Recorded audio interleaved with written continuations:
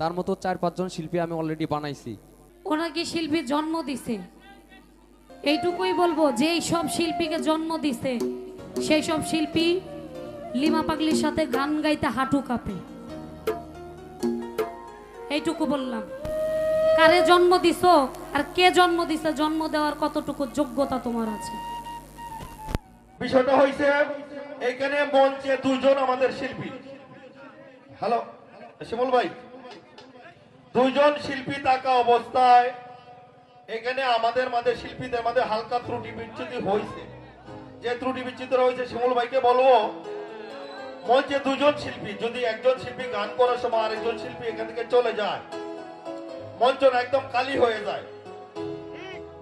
এভাবে মঞ্চতে খালি রেখে কোনো মঞ্চে কোনো শিল্পী যাওয়াটা আমি আদৌ দেখি নাই আমার জীবনে। আপনারা গান করেন, ঠিক আছে, আমি স্বীকার করি, তবে আপনারা যতগুলো মঞ্চ গান করছেন অতগুলো মঞ্চ তার